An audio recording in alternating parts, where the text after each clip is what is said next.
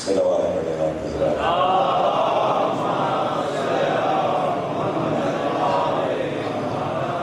بسم اللہ الرحمن الرحیم۔ تمام تعریفیں اللہ کے لیے، درود اور سلام محمد اور آل محمد کے لیے صلوات۔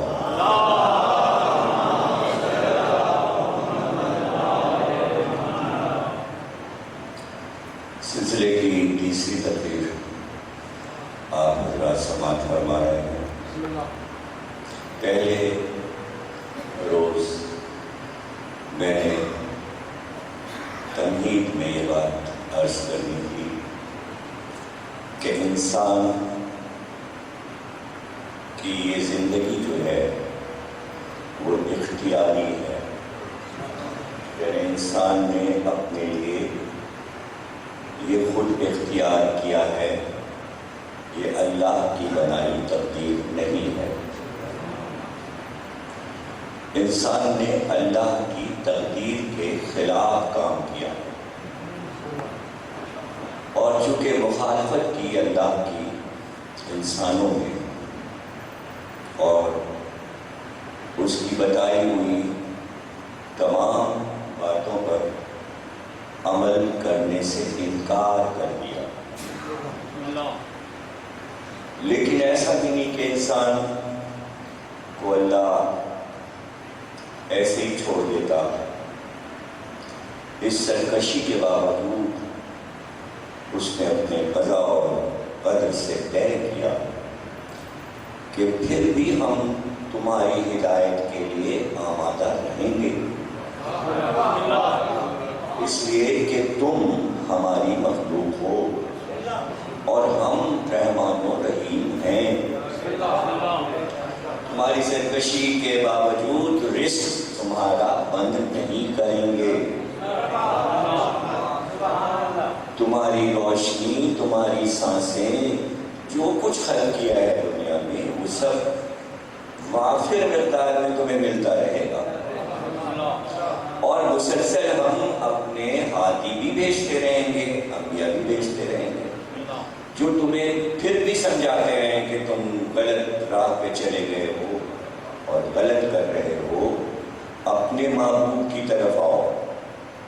اور اول روز ہم یہ بتا چکے ہیں کہ شیطان بہت بڑا دشمن ہے انسانوں کا، اس کے کہنے میں مت آؤ، اور جتنے بھی طریقے تھے اللہ نے سمجھائے انبیاء کے ذریعے کہ ان سے کہو کہ دیکھو وعدے ہم نے کیے ہیں، نعمتیں ہم نے کی ہیں، دنیا ہماری ہے، وعدے ہمارے ہیں، اس کے باوجود وہ تم سے کچھ وعدے بھی نہیں کر رہا۔ اس کے پاس کیا ہے جو وہ تم سے وعدے کرے گا؟ وہ کیا دے گا؟ لیکن اس کی باتوں میں تمہیں اٹریکشن لگتا ہے، کشش لگتی ہے، اور تم ادھر چلے جاتے ہو۔ تو اب وہ سب کچھ آسائشیں جو جنت والی ہیں وہ تو نہیں مل سکتی تم کو جب تک تم مکمل ہمارا کہا نہیں مانو گے۔ یہ کیسی بات ہے کہ سجدہ بھی ہمارا کرتے رہو اور شراب بھی پیتے رہو؟ یہ کیسی بات ہے حج بھی کرتے رہو اور بلیک مارکیٹنگ بھی کرتے رہو؟ تو اس طرح تو ہمارا نظام نہیں ہے، یہ تو تم اپنی مرضی سے نظام چلا رہے ہو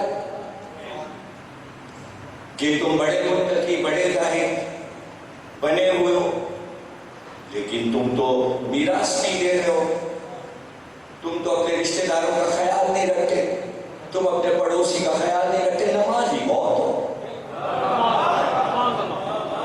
تو نماز تو ہماری پڑھ رہے ہو، دین ہمارا اختیار کیا ہوا ہے، اور سرکشی اور خیانت میں جو شیطان کہہ رہا ہے وہ کر رہے ہو۔ تو اس طرح ہمارا ملاوٹ والا نظام نہیں ہے، یہ تمہارا اپنا نظام ہے۔ چونکہ تمہارا اپنا نظام ہے اس لیے اب تمہارے اوپر بلائیں بھی آئیں گی، مصیبتیں بھی آئیں گی، یہ تمہارے ہاتھوں کی لائی ہوئی ہیں، ہماری طرف سے نہیں ہے، ہماری طرف سے نہیں ہے۔ اب تم آپس میں خوریزی کرو گے، قتل و غارت کرو گے، ہنگامے کرو گے، سرحدوں پہ لڑو گے، لسانیات پہ لڑو گے، دولت پہ لڑو گے، خزانوں پہ لڑو گے، مذہب پہ لڑو گے، تو ہم سے اس سے کیا مطلب؟ اب تم ایک دوسرے کو مارو گے، قتل کرو گے، تو وہ موتیں ہم تھوڑی لے رہے ہیں۔ اور دیکھنا احمقانہ پن یہ ہے کہ توحید کو نہیں سمجھے، بس یہ ایک رٹ لگا لی کہ موت و زندگی اللہ دیتا ہے، بس یہاں سے غلطی ہو رہی ہے۔ اور مسلمان اس بات کو نہیں سمجھ رہے کہ موت دو طرح کی ہے، ایک اللہ دیتا ہے، ایک انسان دیتا ہے۔ اگر دونوں موتیں اللہ دے رہا ہوتا تو قتل جرم کیوں ہوتا؟ اتنی سی بات دیکھیں نا، عقلیں موٹی ہو گئی ہیں اور اپنی ہی فقہ، اپنا ہی دین، اپنا ہی قرآن لوگ نہیں سمجھ پاتے۔ وہ کہہ رہے ہیں دو جرم، دو گناہ کبیرہ ایسے ہیں جو ہم کبھی معاف نہیں کریں گے، ایک شرک ہے اور ایک بے خطا کا قتل ہے۔ تو اگر قتل خدا کی طرف سے موت ہوتی تو اس کی سزا اتنی بڑی کیوں ہوتی؟ نہیں سمجھ رہے آپ؟ قابیل نے حابیل کو قتل کر دیا، تو کیا یہ موت حابیل کو اللہ نے دی؟ یہ انسان کی اختیاری ہے۔ اس نے یہ طے کیا کہ ہم اللہ کا منصب لے لیں، نہیں سمجھے آپ؟ یعنی چونکہ اللہ موت دیتا ہے تو ہم بھی دیں گے، دیکھیں۔ جب تم یہ کہہ رہے ہو موت اللہ دیتا ہے تو تم کیوں دے رہے ہو؟ تم کسی کو کیوں مار رہے ہو؟ تو یہ ہے شرک، اللہ کا اختیار لے لینا،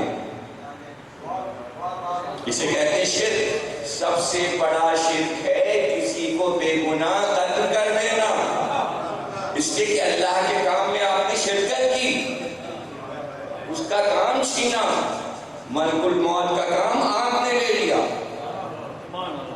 اللہ نہیں مارا، اللہ نہیں مارا۔ اگر ایسا ہوتا تو جتنے قتل ہیں دنیا میں سب اللہ معاف کر دیتا، ہم ہی نے تو مارا ہے۔ امام حسین کو کربلا میں کس نے مارا؟ یہی تو کہتے ہیں نا، ظالموں نے مارا، اشقیاء نے مارا، موت اللہ نے نہیں دی۔ اس کا مطلب ہے، اس کا مطلب یہ کہ جہاں اللہ کی مرضی نہ ہو وہ موت اللہ کی نہیں ہے، اس لیے وہ جرم ہو گئے۔ تو چونکہ نظام انسان نے خود سنبھال لیا، اب اس پر یہ کہ اللہ مدد کر دے، اللہ بلائیں ڈال دے، اللہ مصیبتیں ڈال دے، اللہ دنیا کو اچھی بنا دے، اس کو گہوارہ جنت بنا دے، کیوں بنا دے؟ کیوں بنا دے؟ اگر شروع سے آدم سے لے کر نوح اور ابراہیم اور سارے انسان انبیاء کا کہا مانتے چلے جاتے تو سرکار تک آ کر ایک اچھی سی دنیا بن جاتی، سب مسلمان ہوتے، کوئی گناہ زمین پہ نہ ہوتا، سب اللہ کا کہا مان رہے ہوتے، اور سرکار کی حکومت چل رہی ہوتی، اور سرکار کے بعد مولا علی کی سلطنت ہوتی، پھر امام حسن کی سلطنت ہوتی، اور کائنات پہ یہ حکومتیں قائم ہو جاتی، عدل کا نظام چل رہا ہوتا۔ کوئی پرندہ بھی پر نہیں مار سکتا تھا، یعنی وہاں بھی ایک نظام رائج ہوتا، وہ چاہے نباتات ہوں یا جمادات ہوں۔ نمونہ ایک اللہ نے حضرت سلیمان کا دکھا دیا تھا کہ بھائی سلیمان نے کہا کہ پوری دنیا کی حکومت دے دے، اللہ نے کہا لے دو، اور سب کو نمونہ دکھا دو کہ اگر تمام انبیاء اپنی حکومت اس طرح چلاتے تو کہیں ظلم ہی نہ ہوتا، کوئی ایک ذرا سی بھی کسی کے ساتھ زیادتی ہو گئی وہ سلیمان کے دربار میں آ گئے، بوڑھی عورت کا ہاتھ ٹوٹ گیا، وہ مقدمہ لے کے آ گئی سلیمان کے پاس، کہ میں مقدمہ قائم کرتی ہوں ہوا پر کہ میں گھر سے نکلی، ہوا تیز چلی، میں گر گئی، میرا ہاتھ ٹوٹ گیا، ہوا مجرم ہے میری، حضرت سلیمان نے ہوا کو بلایا کہ اس کا ہاتھ تم نے توڑا؟ کہا نہیں، میں نکل چکی تھی جب یہ گھر سے نکلی، یہ خود میرے سامنے آ گئی۔ یہ فیصلہ ہو گیا، پرندے آ گئے، جانور آ گئے، تو وہ سلطنت جو سلیمان کو ملی تھی کہ جہاں پرندے بھی سلیمان سے باتیں کرتے تھے، ہر ایک قرآن کہتے چوٹی بھی، ایک حقیر سا عرض کا کیڑا، اس کے زندگی پر بھی حاکم کی نظر ہے۔ سمجھے نا، چیونٹی کتنا چھوٹا سا کیڑا ہے، لیکن وہاں بھی اس نظام پر بھی نظر ہے۔ یہ قرآن نے بتایا کہ اگر انسان سرکشی نہ کرتے، دین کو سچے دل سے مان لیتے، تو سلیمان جیسی حکومت ہم ہر وقت رائج رکھتے، اور پھر ایک دوسرے پہ زیادتی نہ ہوتی، لوگ پریشان نہ ہوتے، دکھ درد نہ ہوتا، آزار نہ ہوتا، مصیبت نہ ہوتی، بیماریاں نہ ہوتی، اور موت بھی نہ ہوتی۔ یہ سب تم نے اپنے جو اصول بنا لیے، اس لیے یہ سب کچھ مقدر کر دیا گیا، سب جیتے رہتے آرام سے، مرتے بھی نہیں۔ اس سے پہلے جو ہم نے مخلوقات بنائی تھی وہاں موت نہیں تھی، تم سے پہلے اسی زمین پہ جو لوگ حکومت کرتے تھے انہیں موت نہیں تھی، اسی میں کا ایک شیطان ہے، اسی مخلوق کا، پرانی مخلوق جو زمین پہ آباد تھی، کہاں اسے موت تھی؟ جیے چلا جاتا، جیے چلا جاتا۔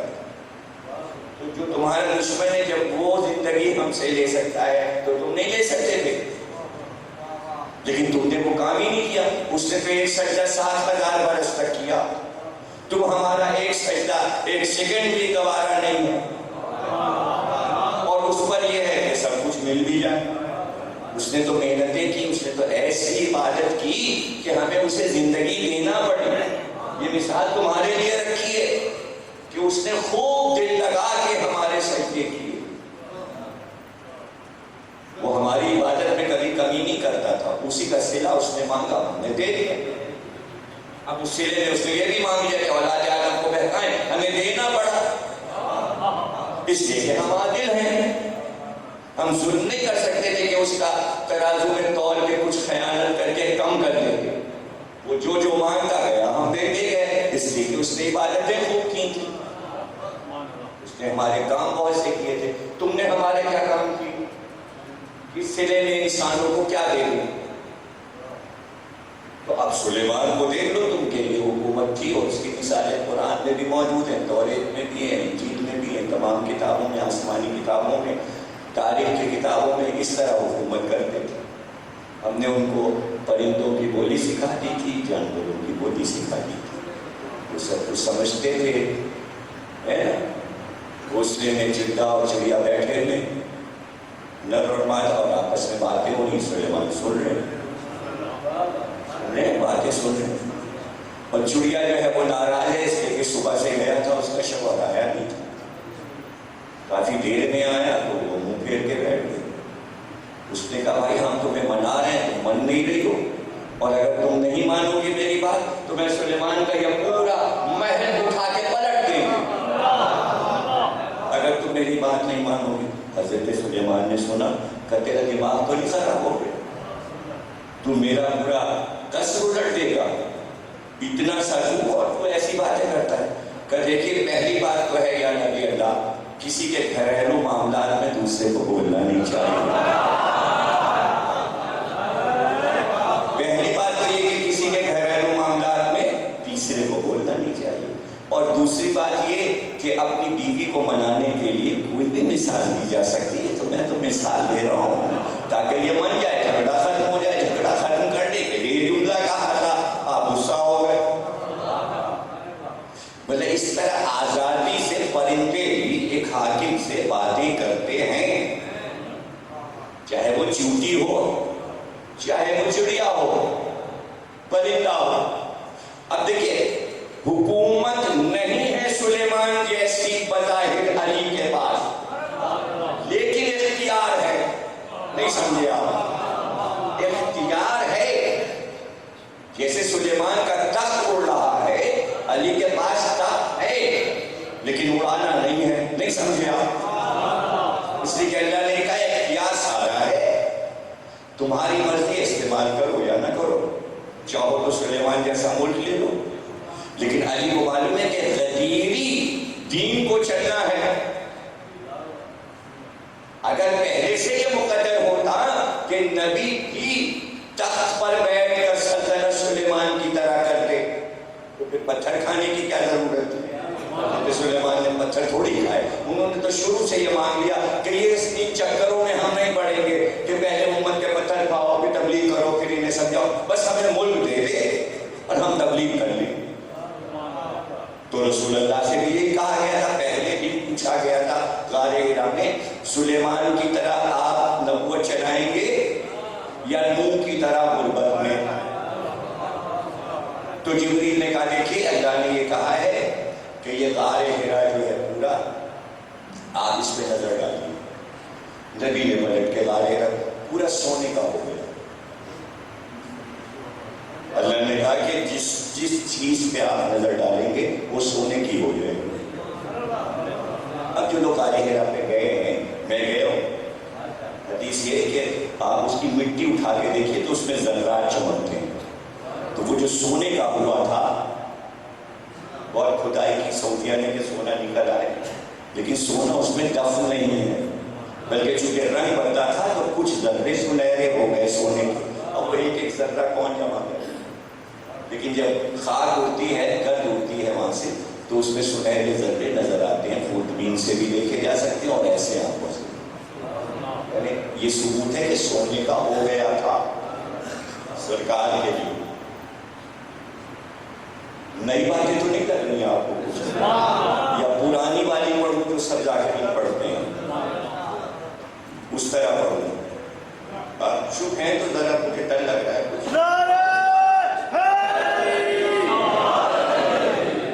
تو کہا کہ بھئی آپ یہ سلیمان کی طرح ملک چلائیے. سرکار نے کہا نہیں، ہم اسی طرح تبلیغ کریں گے، مادی نقطۂ نظر سے. روحانی طاقت کے ذریعے اگر کیا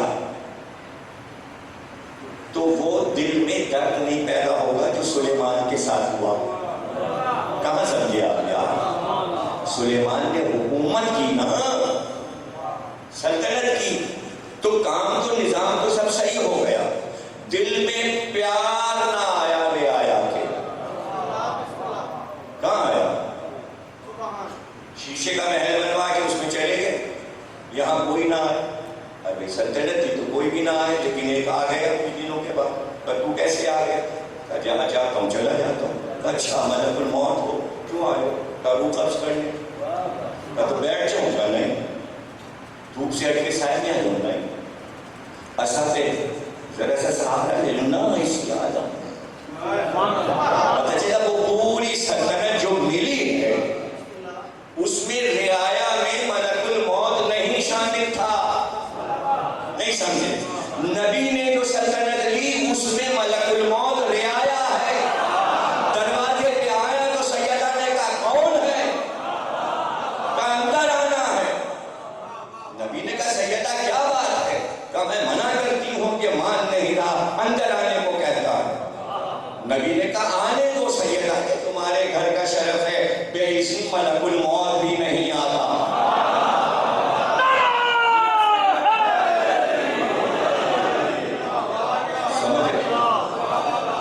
یعنی یہ سلطنت تو ملی ہے سلیمان کو، لیکن دل میں جو حاکم کا پیار جاتا ہے، سلیمان کے لیے آیت نہیں نازل ہوئی اللہ صلی اللہ علیہ وسلم کہ تمہارے اہل بیت کی محبت ہم سب کے دل میں ڈال دیں گے. یہ سلطنت اور ہے، ملک عظیم اور ہے، لیکن اہل بیت کا ملک عظیم اور ہے. بات آپ سمجھتے ہیں؟ رسول اللہ تقریر کر رہے ہیں اور سنا رہے ہیں، آیات آئی ہیں، سورہ سبا آیا ہے، سورہ نحل آیا ہے، سورہ نمل آیا ہے، تو آپ نے اس کی تفسیر بیان کی ہے. اور حضرت سلیمان کی ایک بیٹی کی شادی کا حال رسول اللہ نے بیان کیا کہ حضرت سلیمان نے اس بیٹی کو جہیز میں کیا کیا دے دیا.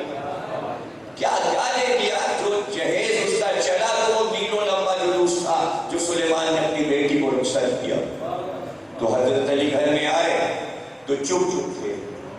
جناب سیدہ نے پوچھا آج آپ بہت خاموش ہیں. کہاں آج میں سن رہا تھا سلیمان کی بیٹی کی شادی کا حال سنا رہے تھے رسول اللہ.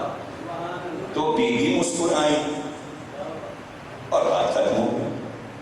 رات کو مولا علی نے خواب دیکھا کہ جناب سیدہ جنت کے بہت بڑے قصر میں دلہن بنی ہوئی بیٹھی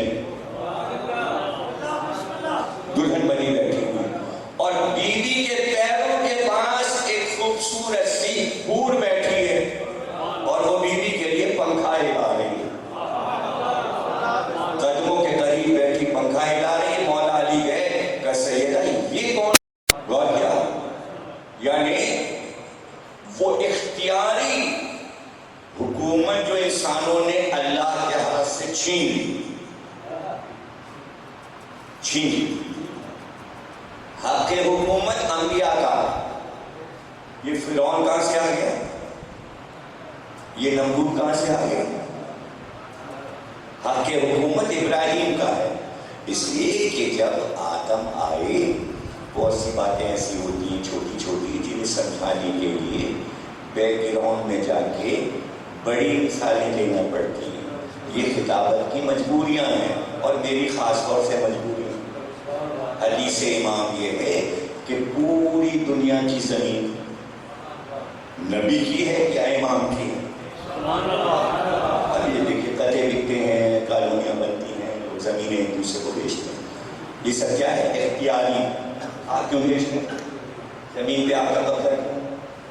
یہ ملک کیوں بنے؟ وہ کہہ رہے ہیں ہمارا یہاں سے سرحد ہو گئی، یہ یہاں سے سرحد ہو گئی، یہاں سے یہاں تک ہمارا ملک ہے. یہ کیا بچوں والی بات ہے؟ یہ زمین تو نبی کی یا امام کی ہے. تو یہ حدیث کیوں آئی؟ رسول اللہ نے فرمایا زمین جہاں بھی زمین ہے وہ ہماری ہے، ہمارے بعد ہماری اولاد کی ہے. اب آپ کو حدیث مانیے نہ مانیے اس لیے کہ بھائی امریکہ کا ملک اپنا ہے اور ایشیا کے ممالک اپنے ہیں، وہ زمینیں ان کی ہیں، تو آپ کے تو دماغ میں بٹھا دیا گیا نا کہ ٹکڑوں میں ٹکڑے بٹے ہوئے ہیں. لیکن پاکستان کی زمین ہے. اگر میں بات کرنے پہ آؤں تو آپ حیران ہو جائیں. پاکستان کی زمین ہے. کہاں ہے پاکستان کی زمین؟ ادھر ہے پاکستان کی زمین. وہ اس میں بھی ٹکڑے بٹے ہوئے. لینڈ مافیا سب کی اپنی اپنی وڈیروں کی، اپنی جاگیرداروں کی، اپنی ان کے کھیت، ان کے باغ، ان کے. پاکستان کی زمین کہاں ہے؟ اگر کہیں پڑی ہے کہ یہ آپ نے یہ حکومت کی زمین ہے تو اس پہ بھی لکھا ہے یہ ریلوے کی ہے، یہ یونیورسٹی کی ہے، یہ میڈیکل کالج کی ہے. پاکستان کی زمین کہاں؟ کون سی زمین پاکستان کی؟ انی جاعل فی الارض خلیفہ. ہم آدم کو یہ زمین دے رہے ہیں. جب اللہ نے لکھ دی ہے زمین آدم کے بعد تو آدم کے بعد اس کے بیٹے کو ملے، پھر اس کے بیٹے کو، اور خاتم تک آئے اور خاتم دے دے علی کو اور پھر مہدی تک جائے. اس میں حصہ کسی کا نہیں ہے. پوری عرض آدم کی ہے اور آدم سے آنے کی مہدی تک اس میں کوئی تصرف نہیں کر سکتا، لیکن قبضہ ہے. ارے زمین تو زمین ہے، مہدی کے گھر میں قبضہ ہے. مہدی کے گھر میں قبضہ ہے، لیکن قبضہ ہونا اور ہے. یہ بھی معجزات بھی بیچ بیچ میں دیکھا کریں. کوئی کسی کے گھر میں قبضہ کر لے تو یہ تو کر سکتا ہے کہ تالا ڈال دے، لیکن اندر جا کے رہ کے دکھائے جب تک کورٹ فیصلہ نہ کر دے. تالا تو کورٹ کا پڑا رہے گا. جب فیصلہ ہو جائے گا کہ اصل وارث کی ہے یا جو کہہ رہا ہے دعوے دار ہے اس کی ہے، تب عدالت آ کے تالا کھولے گی. جائیے اندر رہیے، آپ رہیے یا آپ رہیے. تالا یہ بتا رہا ہے کہ مقدمہ چل رہا ہے، خانہ کعبہ پہ مقدمہ ہے، اندر کوئی نہیں رہ سکتا.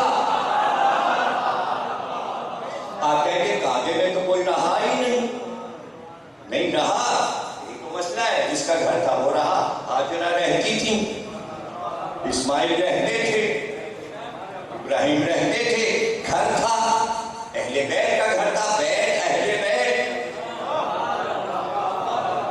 منسوب اللہ سے ہے، رہے گا تو آدمی، پھر صدیوں کوئی نہیں رہا۔ یہ 3 راتیں آ کے فاطمہ بنت اسد رہی بتانے کے لیے کہ گھر والے ہیں، گھر والے ہیں، اور یہی گھر کی تعریف لکھی ہے عربی میں کہ 3 راتیں اگر مالک رہ لے تو گھر اس کا ہے، تو 3 راتیں علی بھی رہ لی، ان کی ماں بھی رہ لی، تو گھر تو ان کا ہو گیا پہلے امام کا، تو اب آخری امام تک گھر ہے۔ اب کوئی اندر رہ نہیں سکتا جب تک مہدی نہ آ جائیں، مہدی نہ، تو گھر خود بتا رہا ہے مالک آئے گا۔ اندر کوئی رہتا، مؤذن کو اجازت ہوتی، پیش امام کو اجازت ہوتی، تالا ہے تالا، باہر رہے پیش امام بھی اور مؤذن بھی، ہاں کبھی کبھی دیکھنے چلے جاؤ، کیوں؟ جھاڑ پونچھ کے لیے۔ اگر ایک گھر صدیوں سے بن پڑا ہو اور کھول کھول کے صاف کیا جا رہا ہو تو اس بات کی دلیل ہے کہ مالک موجود ہے، آئے گا۔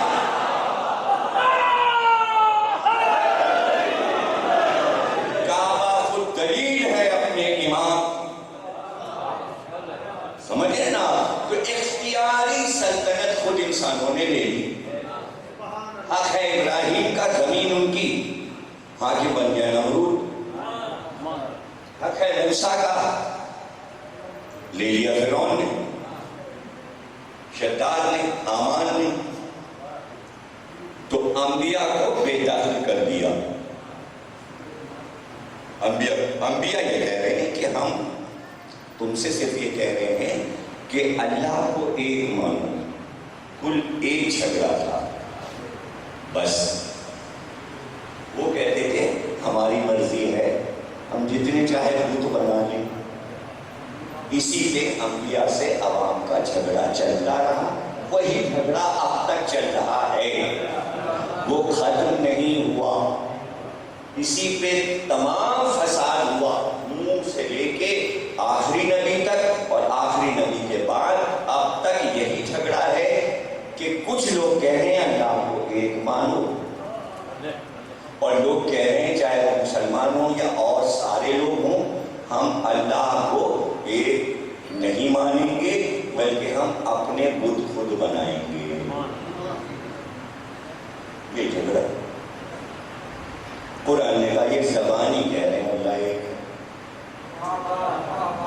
آپ چپ اس لیے ہیں کہ یہ کون سا جھگڑا؟ اصل جھگڑا ہی یہی ہے۔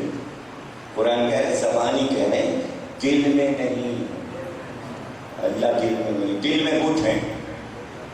یہ علامہ اقبال نے بھی کہتے ہیں کہ دل تو دل، دماغ میں پورا سومنات ہے مسلمانوں، بت ہیں جماعت کی آستینوں میں، سب کچھ اقبال نے کہہ دیا، سب بانی پاکستان نے کہہ دیا ہے، پڑھے نہ پڑھے آدمی، سمجھے یا نہ سمجھے، بت ہیں بت۔ اب بت کیا ہے؟ پہلے بت بنا کے رکھ دیے مندروں میں، اللہ نے کہا اب یہ چالاکی کر رہے ہیں، اب یہ بت اپنے دل میں رکھتے، اب یہ مندر میں نہیں رکھتے۔ اللہ نے کہا تاغوت سب سے بڑا بت ہے، اور یہ تاغوت کو مانتے، تاغوت کو مانتے، تو یعنی یہ بت پرست ہیں، تاغوت کو مانتے۔ تاغوت کیا ہے؟ نمرود۔ تاغوت کیا ہے؟ فرعون۔ سب سے بڑا تاغوت شیطان، یعنی شیطان کا بت دلوں میں ہے، نمرود اور فرعون کا بت دلوں میں ہے۔ اب سپر پاور، نمرود نہیں ہے، فرعون نہیں ہے، سپر پاور جو پورے ورلڈ پہ راج کرے، جس کا ورلڈ آرڈر چلے، وہ بھی تاغوت ہے۔ اس کی یاد، اس کے کہنے پہ چلنا، یہ بھی بت پرستی، یعنی شرک سب کر رہے ہیں، لا الہ کہہ کر شرک کر رہے ہیں۔ یہ بات آپ کو کوئی نہیں سمجھائے گا، اس لیے کہ یہ مسئلہ کسی کے سمجھ میں نہیں آتا کہ ڈالر سب سے بڑا بت ہے اس وقت، اور جو چیز ڈالر سے خریدی جائے گی وہ بت ہوگی، چاہے وہ آپ کا موبائل فون کیوں نہ ہو۔ پہلے مندر میں گھنٹیاں بجتی تھیں، اب مسجد اور امام باڑوں میں گھنٹیاں بج جاتی ہیں۔ کیسے انہوں نے بت پہنچایا؟ کانوں سے لگے ہوئے ہیں، رخسار سے لگا ہوا ہے بت، یہ بت ہے، یہی تو جھگڑا ہے۔ چونکہ اتنا عام کر دو کہ ہر چیز صاف نظر آئے۔ ٹیلی ویژن بت ہے، دیکھ رہے ہیں، اس میں کیا برا ہے؟ یہ تو خبریں دیکھ رہے ہیں، نہیں آپ بت پرستی کر رہے ہیں، اس لیے کہ آپ پورے دین سے غافل ہو گئے، اس میں دنیا سمائی ہے، آپ دنیا دیکھ رہے ہو، دین نہیں دیکھ رہے۔ اتنی ہلکی بابا ہے کہ اس لیے نہیں مان سکتے کہ چیز عام ہو گئی۔ یہی تو مسئلہ ہے کہ نوح سے لے کر خاتم تک بت اتنے عام ہو گئے تھے کہ بت برے ہی نہیں لگتے تھے۔ یہ لات ہے، یہ عزا ہے، یہ منات ہے، کیا کہنا، چڑھاوے چڑھ رہے ہیں، بکرے کاٹے جا رہے ہیں، نبی کہہ رہے ہیں اللہ کو ایک من ہے، بتوں سے اچھی تو کوئی چیز ہی نہیں ہے۔ بھئی یہی زمانہ تھا جیسے آپ بت پرستی کر رہے ہو، سارے دنیا کے انسانوں ایسے عرب میں بھی ہو، آپ سے بھی نہیں چھوڑائی جا سکتی، اس دور میں بھی نہیں چھوڑائی جا سکتی تھی۔ پھر سے اس کو سمجھ لیجیے، جب بت پرستی عام ہوگی تب نبی آئے گا۔ یہ کل کی تقریر میں، پرسوں کی تقریر میں یہی موضوع چلے گا، بت پرستی کی وجہ سے نبی بھیجا جاتا تھا تاکہ یہ بری عادت چھوڑائی جائے۔ جب تک بت پرستی رہے گی دنیا میں، کوئی نہ کوئی آنے والا رہے گا۔ آپ کہیں گے کہ بھائی امام مہدی سے دلیل دیجئے کہ یہ سب بت پرستیاں ہیں، یہ سب بت پرستی ہے، تو میں دلیل دے دیتا ہوں کہ حدیث یہ ہے کہ جب امام آئیں گے تو تمام سائنسی ترقیاں جام ہو جائیں۔ کیوں جام کیوں ہو جائیں گے؟ مہدی کی آمد پہ بت کیسے بولے؟ باطل ہو جائے گا سارا بت پرستی کا نظام، نہ کلاشن کو خود چل پائے گی، نہ ٹی وی چل پائے گا، نہ ٹیلی فون چل پائے گا، سارے بجلی کے تار جام، پورا نظام جام، اس لیے کہ وہ آ گیا جو اس نظام کو باطل کہتا ہے اور کرنے آیا ہے، اور یہ تم نے اختیاری بنایا تھا شیطان کے کہنے سے۔ یہ اللہ کا نظام نہیں چل رہا، یہ تمہارا اختیاری ہے جو تم نے شیطان کے کہنے سے عمل کیا۔ پورا نظام شیطان میں سب جو ورڈ میں چل رہا ہے، یہ آوازیں، یہ سائنسی ترقیاں، یہ سب شیطان ہے، شیطان کے سین ہیں۔ مانو گے اس لیے نہیں کہ اسی میں ڈوبے بیٹھے ہو، ہماری تو مجبوری ہے، ہم کریں تو کیا، گھڑی تو ہم لگائیں گے، ٹیلی فون تو ہم خریدیں گے، سوال جواب تو ہوگا، کوئی تو ایسا ہوگا جو اس سے پرہیز کر رہا ہوگا، کوئی تو ہوگا جو پورے عرب میں کوئی ایک تو ایسا ہوگا جو بت نہیں پوچھتا ہوگا، تو آج کے بھی اس نظام میں کوئی ایک تو ایسا ہوگا جو مہدی کا استقبال کرے اور کہ ہم نے یہ سب چیزیں نہیں استعمال کی، ہم نے نہیں بت پرستی کی، تو ہوگا۔ رسول کے دور میں بھی کوئی نہ کوئی تو تھا، کوئی نہ کوئی تو تھا کہ جو ان سارے نظام سے دور تھا، اور اس پورے نظام کا ایک بھی الزام اس پہ نہیں تھا۔ اس نظام میں شرابیں بھی چل رہی تھی، جوا بھی کھیلا جا رہا تھا، بت پرستی بھی ہو رہی تھی، بتوں کے اوپر پرچے بھی نکلتے تھے، اس میں نام بھی نکلتے تھے، یہ بھی ہوتا تھا، کپڑے بھی اپنے بتوں کو دے دیتے تھے، طواف بھی خوب ہوتا تھا، اللہ اللہ بھی کعبے میں ہوتا تھا، سب کچھ، لیکن کوئی تو تھا جو اس نظام سے الگ کہیں بیٹھا تھا، اسی کا نام ابو طالب تھا۔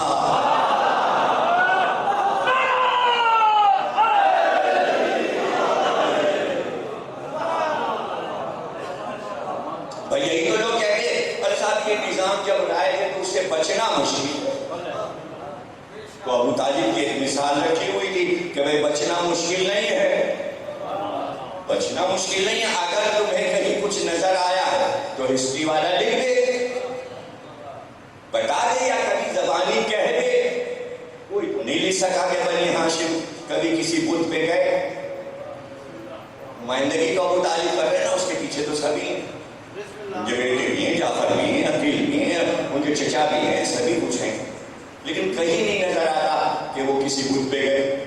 نہیں لکھتا بنی ہاشم نے معذاللہ کبھی شراب پی، جوا کھیلا، کوئی نہیں لکھ سکا. چھوٹی چھوٹی باتیں نہیں لکھ سکا. یعنی طواف کرتے تھے تو کپڑے اتار اتار کے دیکھ کے سیٹیاں بجاتے تھے کعبے میں، سیٹیاں بجاتے جاتے تھے اور طواف کرتے جاتے تھے. جب سورہ توبہ اترا اور حضرت علی لے کے گئے تو اس میں منع کیا گیا، خبردار اب کعبے میں سیٹیاں نہ بجیں. اللہ اور رسول اس بات سے بیدار ہے کہ تم برہنہ ہو کے طواف کرو. براءۃ من اللہ و رسولہ، تم سے تبرہ اختیار کرتے ہیں اللہ اور رسول تم لوگوں سے جو تم لوگ یہ حرکتیں کر رہے ہو. برات یعنی تبرہ، سورہ برات یعنی تبرہ والا سورہ، دوری اختیار کرو. تو حضرت علی گئے اور انہوں نے پڑھ کے کہا خبردار شرک نہیں، اب یہاں نہیں ہوگا شرک خانے کا، اب تم اندر سیٹیاں بجاتے ہوئے نہیں آؤ گے، اب تم برہنہ طواف نہیں کرو گے. تو کوئی ایک تو کھڑے ہو کے کہتا ہزاروں کے مجمع میں کل تک ابو طالب بھی یہ کر رہے تھے. آپ سمجھے ہی نہیں، پہلے کسی اور کو بھیجا جا رہا تھا، اسے واپس بلایا گیا، پھر علی کو سورہ توبہ لے کے بھیجا گیا. اس لیے بھیجا گیا کہ پہلے والا جاتا تو اس سے لوگ کہتے تمہارا باپ بھی یہ کرتا تھا. علی کو اس لیے بھیجا گیا کہ ابو طالب نے یہ نہیں کیا تھا.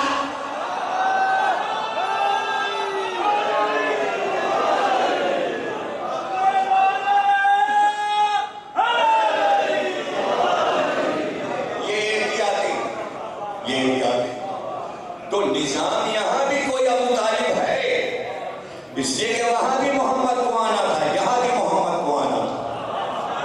اب آپ کو مہدی کو ڈھونڈ کے پھر رہے ہیں نا. ارے آپ کو مہدی کیا ملے گا؟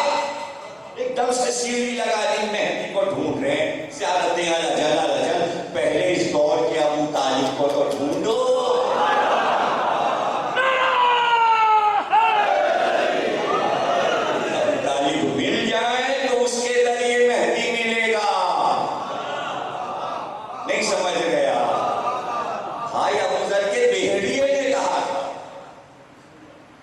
کہ محمد آ گئے، معلوم ہے نا، چرا رہے تھے بھیڑے اور بھیڑی آگے ان کی بھیڑوں، انہوں نے ڈنڈا مار کے بھگایا، وہ پھر آ گیا. تو غصے میں کہتے بڑا بے غیرت بھیڑیا ہے، میں بھگا رہا ہوں مانتا نہیں، میرے بھیڑوں کے پیچھے پڑا ہوا ہے. کسی ایک بچے کو اٹھا لے گئے، اس نے کہا بے غیرت میں نہیں ہوں، بے غیرت مکے والے کہ نبی آگے اور مان نہیں رہے. تو کیسی بھیڑیں اور کیسا بھیڑ گیا، ڈنڈا پھینکا، کھا رہا ہے، ماں سے کہا کھانا روٹی تیار کرو میں جاتا ہوں مکے. ماں نے کہا کیوں؟ کہا جس کا انتظار تھا وہ آ گیا. انتظار اس وقت بھی ہو رہا تھا، انتظار آج بھی ہو رہا ہے. کاروبار چھوڑ دیا منتظر کے لیے، منتظر کے لیے کاروبار چھوڑ کے دکھاؤ تو جانے.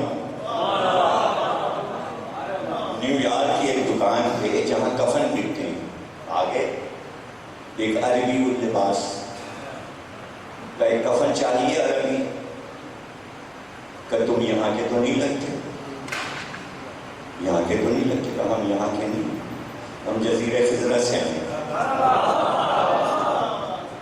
کفن لے کہ جزیرہ خضرہ میں کیا کہ حکومت ہے کہ ہم کو لے چلے، کہ بغیر اس کو کوئی جانا. اجازت نامہ ہوگا تو ہم درخواست ہماری پیش کر دیں گے، تمہیں اطلاع ہو جائے. تھوڑی دیر کے بعد جا کے پھر وہ واپس آ گیا. اس نے کہا بھائی تمہاری درخواست دی تھی لیکن ہم کیا کریں، تمہاری درخواست ریجیکٹ ہو گئی، اس لیے کہ تم جب چلے ہمارے ساتھ ساحل تک اور یہاں رکے تو تمہارے دھیان میں یہ رہا کہ ہماری صابن کی بھٹی کی جو مشین ہے اس کو ہم جس نمبر پہ لگا کے آئے ہیں ایسا نہ ہو کہ آگ لگ جائے. تو تم سفر کر رہے تھے مہدی کی طرف، دل تمہارا سفر کر رہا تھا بت پرستی کی طرف. ایسے لوگ وہاں نہیں جا سکتے، سب انتظار میں بیٹھے ہیں مہدی کے، دل میں بت ہے، زبان پہ اعلیٰ جلا جل. اس کا کیا مطلب ہے؟ اس کا کیا مطلب ہے؟ دل اپنے اس دل کی صفائی سے باخبر ہیں۔ اندازہ کریں، اسی لیے یہ مجلس امام صادق نے رکھی کہ پہلے اپنے دلوں کی ٹھار کو تلاش کرو، یہاں کیا ہے اور یہاں کیا ہے۔ تو یہ تو ناممکن ہے۔ ابو ذر نے کاروبار کو چھوڑ دیا، آ گیا جس کا انتظار تھا، اور آ گئے، اور آئے تو دیکھا ہے کنویں کے کنارے کچھ لوگ بیٹھے، وہ برائی کر رہے ہیں اس کی، وہ بیٹھ گئے۔ کچھ دیر کے بعد ایک بزرگ نمودار ہوئے، انہیں دیکھ کے سب چپ ہو گئے، کہا بس آپ ذکر نہ کریں، ابو طالب آ گئے، یعنی یہ روب و دبدبا ہے ابو طالب۔ وہ سب تو اٹھ کے چلے گئے، ابو ذر ابو طالب کے پاس آئے، کہا آپ کو دیکھ کے یہ سب ڈر گئے تھے، تو اس نبی کی برائی نہیں کی جو جس کی آمد ہوئی ہے، جس کا ضرور آپ اسے جانتے ہیں؟ کہاں جانتا ہوں، میرا بھتیجا اس لیے جانتا ہوں۔ کب ملاقات ہو سکتی؟ کب میرے ساتھ آؤ، کیا نام ہے تمہارا؟ کہا ابو ذر۔ پیچھے پیچھے چلے، ایک گلی میں پہنچ کے کہا اس مکان کے دروازے پہ جاؤ، دستک دو، تمہیں پتہ چلے گا کہاں ہے اس وقت۔ یہ کہہ کے ابو طالب چلے۔ ایک جوان خوبصورت وجیح 20 برس کا برآمد ہوا، سیاہ زلفیں، کمر میں پٹکا بندھا ہوا، کمر میں تلوار لگی ہوئی، خوبصورت جوان۔ کا آپ کا نام؟ کا میں جعفر، جو تمہیں یہاں بھیج گئے ان کا بیٹا ہوں جعفر، میرے ساتھ آؤ۔ ابو ذر کہتے پیچھے پیچھے چلا، ایک اور گلی میں گئے، کہ یہ جو سامنے دروازہ ہے اس پر جاؤ، پتہ چلے گا کہاں ہے محمد۔ کہتے ہیں وہ جوان چلا گیا، پھر ایک اور میں نے دیکھا کہ 32-40 سال کے درمیان ایک اور جوان برآمد ہوا، کہ اس کے قد و قامت کو دیکھ کے میں حیران رہ گیا، اس کے آواز اور اس کے چہرے کو دیکھ کے میں بڑا متاثر ہوا، بہت خوبصورت جوان۔ میں نے پوچھا آپ کا نام؟ کہا میں حمزہ ہوں۔ اور میرے ساتھ آؤ، کہتے میں حمزہ کے پیچھے پیچھے چلا، پھر ایک اور گلی میں گئے، تو وہ سامنے جو مکان ہے اس پہ جا کے آواز ہو، حمزہ چلے گئے۔ ابو ذر کہتے میں اس دروازے میں پہنچا تو ایک 12 برس کا جوان خوبصورت برآمد ہوا۔ میں نے کہا آپ کون؟ کہا میں علی ہوں۔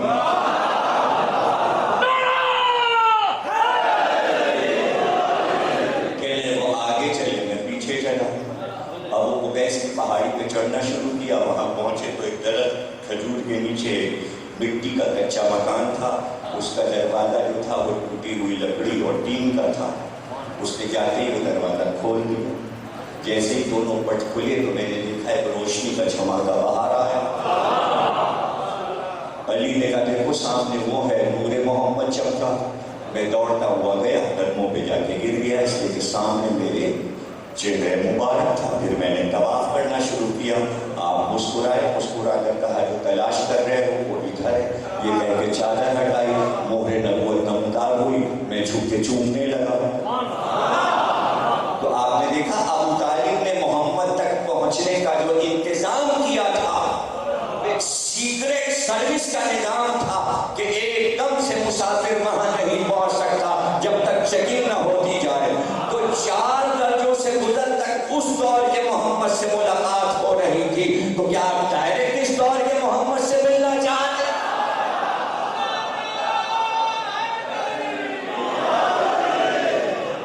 اس کے لیے کوئی انتظام آپ کو کرنا پڑے گا۔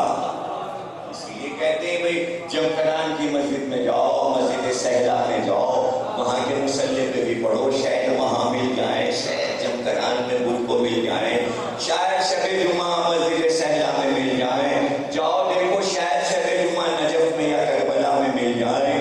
حدیث یہ ہے کہ مومن نہیں مرتا جب تک مہدی کو دیکھ نہ لے، اسے موت نہیں آئے گی۔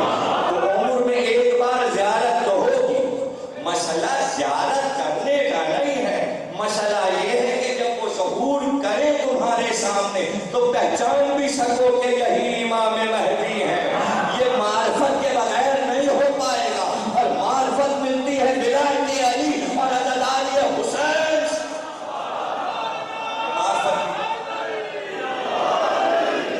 یہ معرفت کی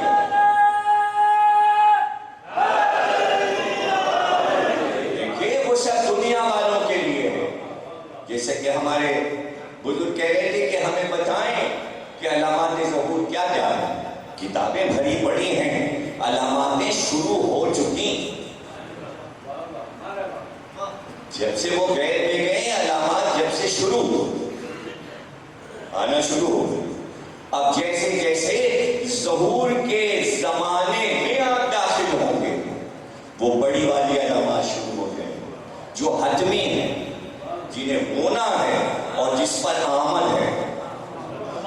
تو دیکھیے مجھے مجبوری ہے، معاف کیجیے گا کہ کسی بھی چھوٹی سی مثال کو سمجھانے کے لیے مجھے بڑی بات سمجھانا پڑتی. میں دوبارہ یہ بات کہہ رہا ہوں، واقعہ کربلا ایک دم سے نہیں ہو گیا.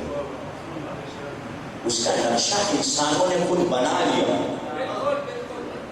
اختیاری یہ آپ سمجھیں کہ ایک عمل ہوتا، ایک واقعہ ایک دم سے نہیں ہو جاتا. میں اور چھوٹی مثال دے دوں، ایک دم سے پاکستان نہیں بن گیا یا ایک دم سے اسرائیل نہیں بن گیا. آثار پیدا ہوئے، حالات پیدا ہوئے، کوششیں ہوئی، نقشہ بنا اور ایک چیز بن گئی.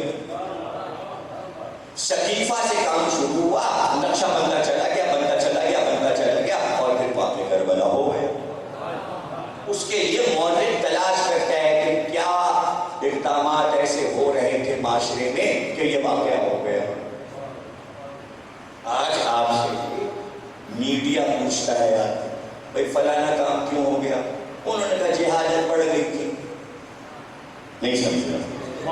جہالت بڑھ گئی تھی، یعنی پہلے سے اقدام ہو رہا تھا کہ جہالت بڑھاؤ. تو اب جو بھی واقعات ایسے ہوتے ہیں جو جاہلانہ ہیں، تو جب تک جہالت بڑھائی نہ جائے، اسکولوں میں آگ لگا دو، اسکولوں میں آفس کھول دو، بچوں کو پڑھنے نہ دو، انہیں جاہل ہے کہ بعد میں بندوق تھما دو ان پہ. یعنی اقدام ہوا، جب جاہل ہوئے، علم سے دور ہوئے، تو اب اسی کو راستہ بنا کر آئے اور ایک دم سے سب سامنے آ گئے. یعنی کچھ نقشے بنا دیے جاتے ہیں. تو یہ نقشے بننا شروع ہو گئے علامات کے. علامات بھی تھوڑی کہ اللہ ان علامات کو ظاہر کر کے اور وہ مہدی آ گئے. پھر میں سمجھاتا ہوں اور آسان کی دیتا ہوں. میں کیا ابراہیم کو ایک دم سے آگ میں پھینک دیا گیا؟ نہیں، پہلے اعلان ہوا آگ جلاؤ، پھر آگ جلائی گئی، اس میں لکڑیاں ڈالی گئی، لوگوں نے منتیں مانی، 1 من ہم ڈالیں گے، 2 من ڈالیں گے. برسوں آگ جلی. جب آسمان سے باتیں کرنے لگی تب کہا گیا ابراہیم کو پھینکو. پھینکنے کا طریقہ کیا ہے؟ شیطان نے کہا منجنیق میں پھینکو، ورنہ جو قریب جائے گا وہ بھی جل جائے گا. وہ ماں کے منجنیق کے ذریعے پھینک دیا گیا، آگ جلتی. لیکن جب آگ جلنا شروع ہوئی تھی، اللہ اسی وقت بادل لاتا، پانی برسا کے آگ بجھا دیتا. اس لیے کہ خلیل کے لیے جلی تھی، اللہ اپنے خلیل کو بچا دیتا. ایسا نہیں کیا اس نے. جلا شعلے آسمان سے بات کریں. اچھا جب منجنیق میں بٹھا کر پھینکا جا رہا تھا، منجنیق جام ہو جاتی، ابراہیم بچ جاتا. ایسا نہیں ہوا، پھینک دیے گئے. اب فضا میں آ گئے، اب بچا لیں. آپ تک پہنچ گئے، آگے کام ہوا. برکوں سلامت، سلامتی کے ساتھ ٹھنڈی ہو جائے ابراہیم. وہ سمجھا تھا جب آگ جلائی گئی تو ہاتھ شل کیوں نہیں ہوئے، راشا کیوں نہیں کاری ہوا. نمرود نے جب حکم دیا تھا زبان پہ، اس کے فالج کیوں نہیں گر گئے، تو حکم نہ دے سکتا. بس اسی سے امام مہدی کا ظہور سمجھ لیجیے. یعنی اللہ انسان نے جو اختیار لیا ہے اس کے بیچ میں نہیں بولتا. تم اپنا جتنا اختیار ہے استعمال کرتے چلے جاؤ.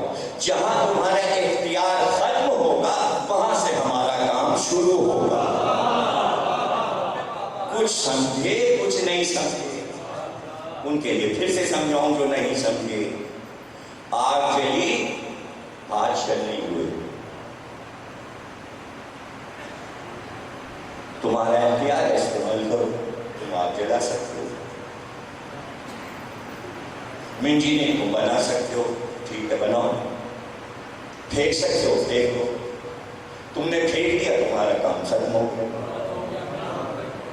اب تمہیں اطمینان ہو گیا یہ بندہ آگ میں گر جائے گا۔ یہ تمہارا اطمینان جو تھا اس کو ہم نے اطمینان کو انتشار میں بدل دیا۔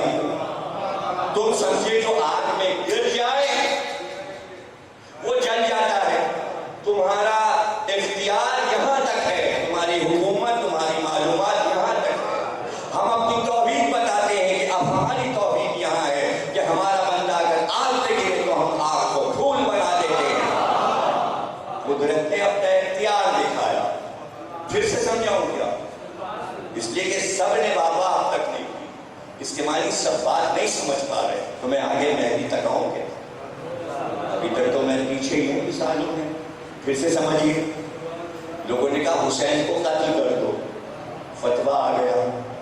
جس نے فتویٰ دیا تھا اللہ اس کو موت دے دیتا۔ یزید نے کہا حسین سے بیعت لو، یزید کے جسم پہ فالج گر جاتا۔ سب اللہ کے اختیار میں تھا۔ فوجیں جمع ہوئی، کعبے میں آئی، اللہ ان فوجوں کو تہس تہس کر دے گا۔ کربلا میں فوجیں آئیں، زلزلہ آتا، سب زمین میں دفن ہو جاتے۔ آندھی آتی، طوفان آتا، بھاگ جاتے، جیسے جنگ خندق میں آیا تھا، سب بھاگ گئے تھے۔ تو کربلا میں بھی آ جاتا، حسین بچ جاتے۔ نہیں، تمہارے اختیار میں جو ہے کرتے جاؤ، کرتے جاؤ، کرتے جاؤ، کرتے جاؤ۔ تمہارے اختیار میں اللہ بیچ میں نہیں بولتا۔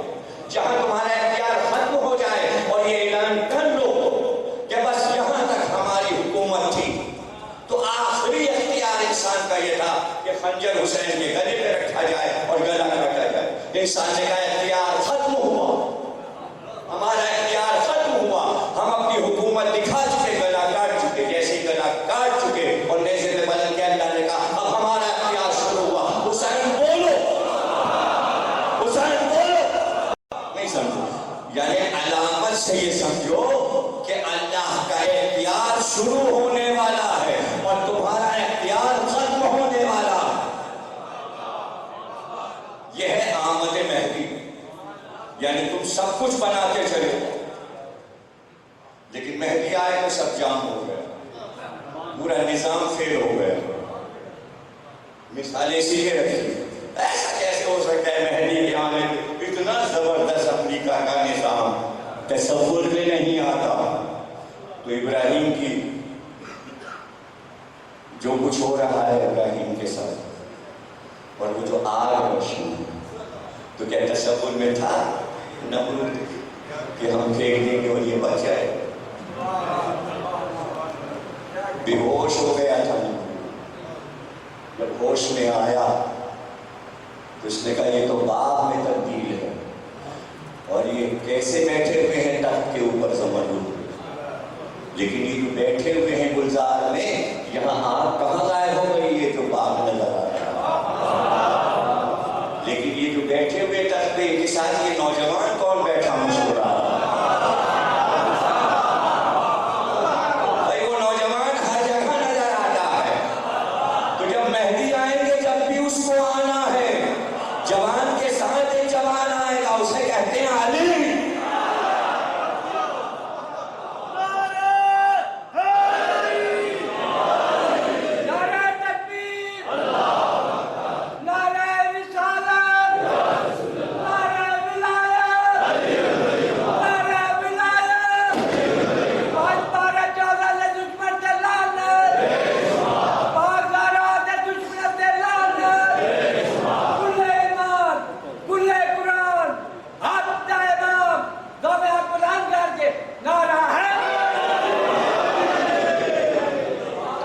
یہ ساری علامات اپنی جگہ، اور پھر وہ علامت جو سب سے بڑی علامت ہے کہ کوئی زمین سے برآمد ہو جائے اور اس کے ہاتھ میں عصائے موسیٰ ہو، اور پھر وہ پوری دنیا کا ایک چکر لگائے اور وہ تیز تیز چلتا جائے گا اور پکارتا جائے گا وہ آنے والا ہے، وہ آنے والا ہے، اور وہ عصا اٹھاتا جائے گا اور پیشانی کی طرف اشارہ کرتا جائے گا، اور جس کی طرف عصا اٹھے گا، جس کی پیشانی پہ لکھ گیا الکافر، اسے قتل ہونا ہے مہدی کی تلوار سے، اور جس کی پیشانی پہ لکھ گیا المومن، اسے مہدی کے لشکر میں جانا ہے۔ پہلے علی آ کے یہ فیصلہ ولایت تو کر دے تو ولایت مہدی سمجھ میں آئے۔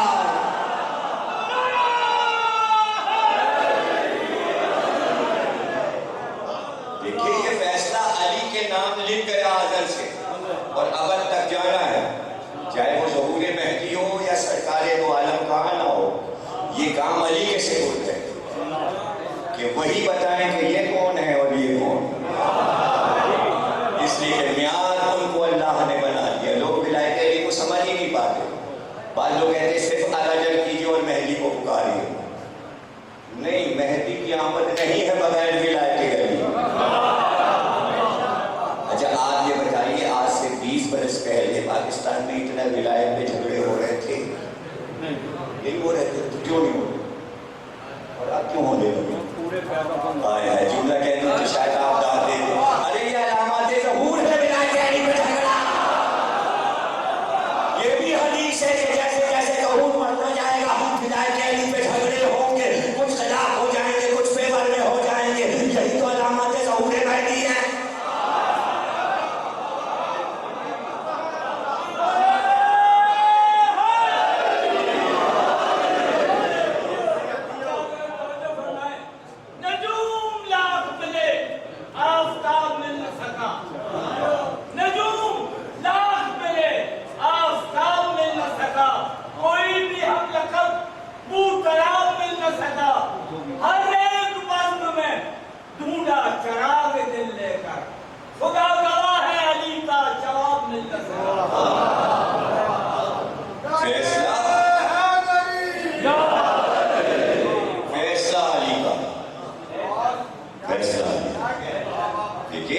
سرکار دو عالم کی آمد سے پہلے میزان بنے ہوئے تھے ابو طالب، آخری محمد کی آمد سے پہلے ابو طالب کا بیٹا علی میزان بن جائے گا، کافروں کو ایک طرف کر دے، مومنوں کو ایک طرف۔ تو وہاں بھی راستہ صاف کیا گیا تھا عمل محمد کے لیے، یہاں بھی راستہ صاف کیا جائے گا۔ تو علامات شروع ہو چکی، علامات اس لیے شروع ہو چکی کہ آپ دو حصوں میں بٹ جاؤ، تاکہ علی کا عصا جب اٹھے تو لوگ یہ سمجھ رہے ہیں کہ شاید ہم ولایت علی کی مخالفت کر کے مسلمان رہیں گے، نہیں، کافر ہو جاؤ گے۔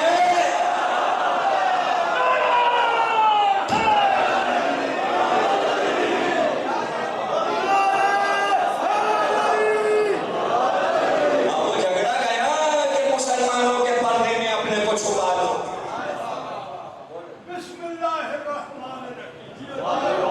اللہ کی ضرورت کو علی ہے، محمد رسول اللہ کی ضرورت کو علی ہے۔ علی ہے کل ایمان، علی ہے کل قرآن، علی ہے حلالی اور حرامی پہلے، دونوں بلندہ کنا۔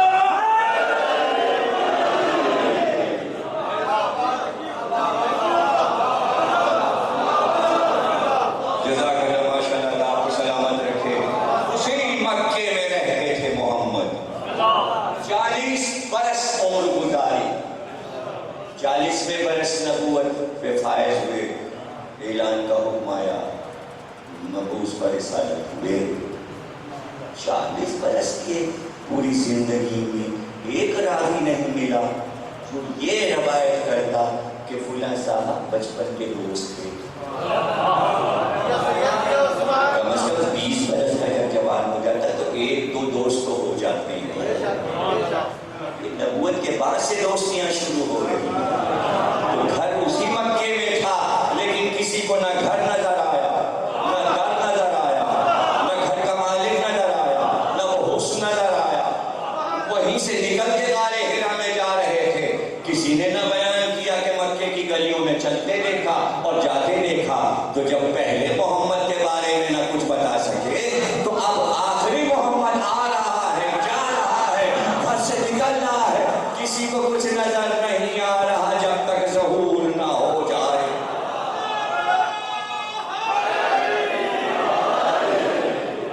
حیران ہے لوگ. اسی مدینے میں گھر ہے, محلے بنی ہاشم میں گھر ہے. گھر کے اوپر بڑا بڑا لکھا ہے بیت الحمد, لکھا ہوا ہے بیت الحمد. امام صادق نے فرمایا کہ 256 ہجری میں 15 شعبان کی شب میں اللہ ایک چراغ روشن کرے گا وہاں اس گھر میں, اور جب تک آمد مہدی نہ ہو جائے وہ چراغ نہیں بجھے گا. تو اسی گھر میں ایک چراغ جل رہا ہے اور وہ روشن ہے. وہیں سے آ رہے ہیں, جا رہے ہیں, روز نکلتے ہیں, روضہ رسول پہ آتے ہیں, پھر جنت البقیع میں جاتے ہیں, صبح کی نماز روضہ رسول میں پڑھتے ہیں, ظہرین پھر کربلا میں پڑھتے ہیں, مغربین پھر نجف میں پڑھتے ہیں, اور پھر وہاں سے واپس آتے ہیں. پورے ورلڈ کا دورہ کرتے ہیں, مومنین کو دیکھتے ہیں, کہاں کہاں مومنین ہیں ان کی خبرگیری کرتے ہیں. ہر رات میں رزق پہنچا رہے ہیں, رزق کا نظام چل رہا ہے, امر آ رہا ہے, امر کا نفاذ ہو رہا ہے, اس لیے کہ صاحب امر ہے, سورہ قدر کے مالک ہیں. اب لوگ نہ سمجھ پائیں کہاں ہیں, ڈھونڈتے رہیے, تو اگر سمجھ میں آ جائے تو پھر وہ معجزہ نہ رہا. جس چیز کو آپ سمجھ لیں پھر وہ معجزہ نہیں. معجزہ کہتے ہی اسے جو عقل انسانی میں نہ عقل میں آ گیا تو پھر وہ معجزہ نہ رہا, وہ دنیا کی چیز ہو. اللہ اپنے اختیار سے سب کچھ کرتا ہے. شاید آخری تقریر کے جملے کو آپ اپنے سینے پر نقش کر لیں اور پوری تقریر آپ پر واضح ہو جائے کہ انسان نے اس کائنات کا اختیار اللہ کے ہاتھ سے چھین لیا. اللہ نے کہا لے جاؤ. کیا ہماری قدرت سے بعید ہے؟ چھین لیا ہے. تو اب اگر مہدی کو رکھا ہے اللہ نے اپنے اختیار سے, تو جو اختیار اللہ کا چھینا ہے اس کے مقابل یہ اختیارات کو استعمال نہیں کر سکتا غیب میں. کتنے ظالم انسان ہیں کہ اس کی قدرت کا اختیار چھین کر لیے بیٹھے ہوتے ہیں, زمین پہ قبضہ کیے, اور یہ نہیں مان رہے کہ اس کے اختیارات اور ہیں. وہ یا چھین کر یہ سمجھ رہے سب اختیار لے لیے, یہ سمجھ رہے ہیں سب لے لیے اختیارات ہم نے اس سے چھین لیے. کتنا چھینا تم نے؟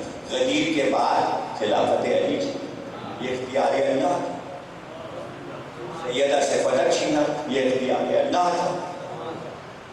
یہ سب چھین لیا. قائمہ سے جینے کا حق چھین لیا, یعنی اختیار اللہ چھین لیا. تو خوش ہو گئے. جو گھر اللہ نہیں چاہتا کہ جلے اس کو جلا دیا, وہ اللہ کا اختیار چھین لیا. ہاں اگر اللہ معجزہ دکھا دیتا تو پھر دبک کے بلی اور کتوں کی طرح بیٹھ جاتا. تو یہی تو اس نے نہیں کیا. پھر بتا رہا ہوں کہ سلیمان کا ملک اور ہے, آل محمد کا ملک اور ہے. یعنی جبرن آل محمد کو نہیں اللہ نے منوایا, دل کے سودے سے منوایا ہے کہ کون کافر بنتا ہے تو بن جائے, اور کسے مومن بننا ہے بن جائے. کل کی تقریر میں آپ کو یہ بات ہم سمجھائیں کہ جب سے اللہ چاہے تو پوری دنیا سے آل محمد کو منوا لے, لیکن وہ جبر ہو, آزاد چھوڑ. یہ ہے مبدت, یہ ہے گھر, یہ ہے در, اور یہ ہے دنیا والی. چاہتے ہو تو ادھر جاؤ, اللہ کو کوئی پرواہ نہیں, مانتے ہو تو مانو. رہ گیا آل محمد, یہ ہے محبت کا سودا, اس میں رکھی محبت. ورنہ پھر پتہ کیسے چلتا اللہ کو کہ یہ جھوٹا ہے کہ سچا, جو آل محمد سے ملا ہوا ہے. تو کیا چیز دیکھی جائے گی؟ آپ کا عمل دیکھا جائے گا. کتنی آپ نے نمازیں پڑھی, کتنے آپ نے روزے رکھے, کتنے آپ نے حج کی, کتنی زکات. ارے وہ دل کی نیت دیکھ رہا ہے کتنی مودت ہے, وہ دلوں میں جھانک کے دیکھتا ہے. اسی لیے کہہ رہا ہے لگے گلو سے قریب ہوں کہ ہر وقت دل دیکھتا رہوں کہ یہاں آل محمد ہے یا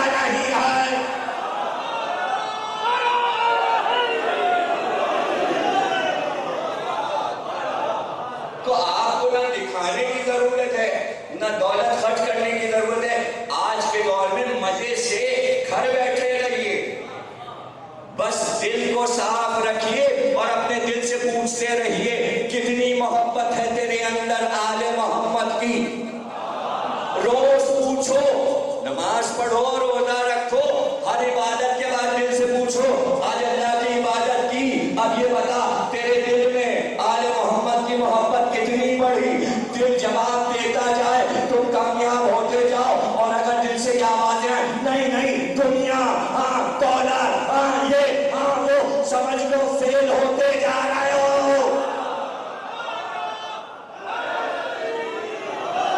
اس سے پوچھو، اس سے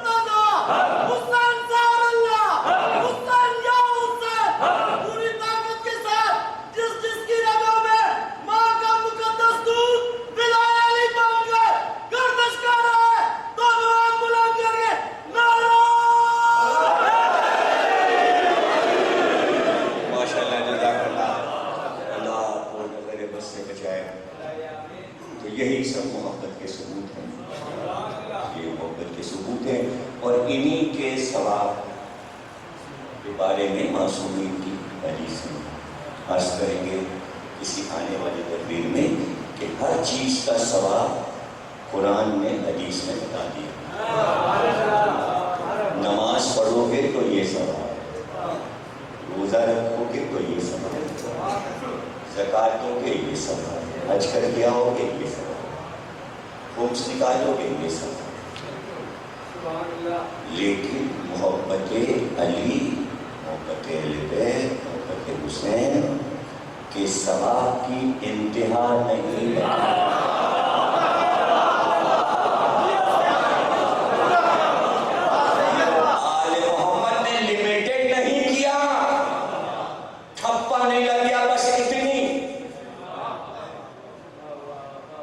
محبت گھٹتی بڑھتی ہے، محبت کی بھی لمٹ نہیں ہے۔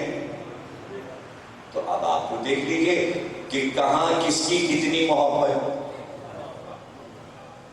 آپ کے سامنے یہ مثالیں، ایک صرف ایسے کھڑے ہو کے کرتے ہے تو ثواب، ایک نے اور زور سے کیا ثواب لمٹ بتا، اس نے سینے کو چاک کر لیا، دونوں ہاتھوں سے سینے کو لال کر لیا اور منزل بڑھی، اس نے کاما مارا، چھریاں ماری، پھر وہ آگ پہ چل دی، عشق بڑھتا جاتا ہے۔ تو اس میں یہ نہیں ہوگا کہ جو ایسے ایسے کر رہا ہے وہ کہے کہ یہ غلط، نہ وہ اس کو کہہ سکتا ہے غلط۔ یہ محبت کے درجات ہیں۔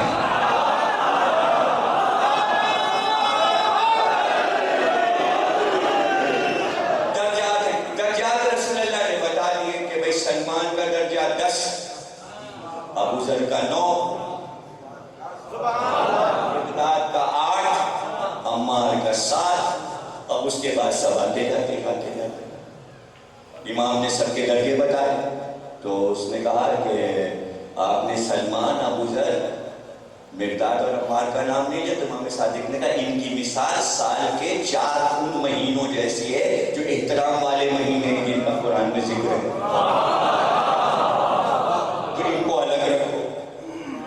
تو کچھ وہ ہے جنہیں الگ رکھو۔ تو اب رونا تو کبھی دیکھو نہیں رو سکتے، آنسو نہیں نکلتا، چہرہ بنا لو، رونے والا غمزدہ چہرہ بنا۔ اچھا دھاڑے نہیں مار سکتے، شرم آ رہی ہے یا طریقہ نہیں آتا یا نہیں سیکھا یا نہیں پریکٹس میں آئے، مشق نہیں کی بزرگوں سے، یہ بھی مشق ہے، مودت سیکھی جاتی ہے بزرگوں سے، پھر دل میں آتی۔ تو انہوں نے کہا بھائی غمزدہ چہرہ بنا لو، اس کا بھی ثواب۔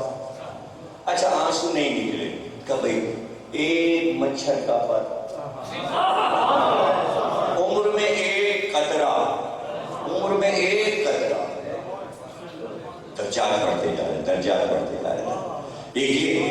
مجلس ہوئی تو زیارت پڑھ لی، ہر شب جمعہ زیارت ہے کہ حسین کی زیارت ہر شب جمعہ پڑھو ثواب ہے۔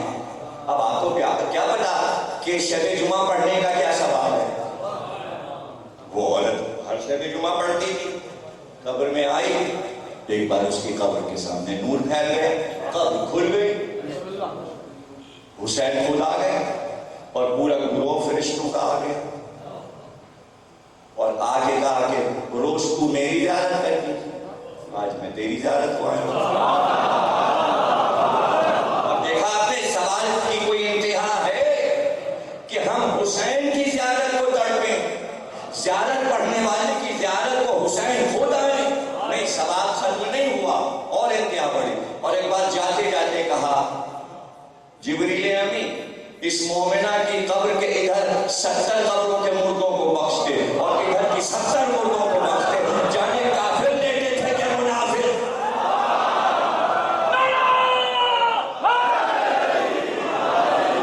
یعنی تھا نہیں ہے ثواب کی۔ اب امام صادق سے پوچھا گیا عزاداری کا ثواب، مجلس کا ثواب، آپ نے کہا بتایا نہیں گیا۔ اگر بتا دوں کہ کیا ثواب ہے تو دنیا کے سارے کام چھوڑ کر ہر وقت تم مجلس میں بیٹھے رہو گے۔ یعنی اس نے دیا کہ اپنے بچوں کی دیکھ بھال کرو، اپنا گھر دیکھو اور پھر مجلس میں آگے بھی بیٹھ جاؤ، ثواب اتنا ہے کہ پرواہ کی ضرورت نہیں ہے۔ تو اب سارے ثوابوں کو ملا لیجئے، اس کے بعد دیکھ لیجئے کہ یہاں کتنی چھوٹ ہے اور وہاں کتنی چھوٹ ہے۔ اسی پہ ہمیں فخر ہے، اور فخر اس لیے ہے کہ سچوں کی کہی باتیں ہیں، یہاں جھوٹ کی ملاوٹ نہیں ہے، چونکہ قرآن نے کہہ دیا کونوا مع صادقین، صادقین کے بیانات ہیں، اس لیے پکا یقین ہے ایسا ہی ہوگا، ایسا ہی ہوگا۔ اللہ تمہیں نظر بد سے بچائے، اللہ سب کو آباد رکھے، سب کے گھر آباد رہے، سب کے بچے سلامت رہیں۔ اللہ اس میں وسعت فرمائے، بحق محمد اور آل محمد حج و زیارات سے مشرف فرمائے۔ پروردگار جو بیمار ہے خصوصاً ہم اپنے بانی محفل جناب زوار صاحب کے لیے دعا کرتے ہیں، آپ سب حضرات بلند آواز سے آمین کہیے کہ بحق کے جناب سہرا، بحق کے جناب سید سجاد،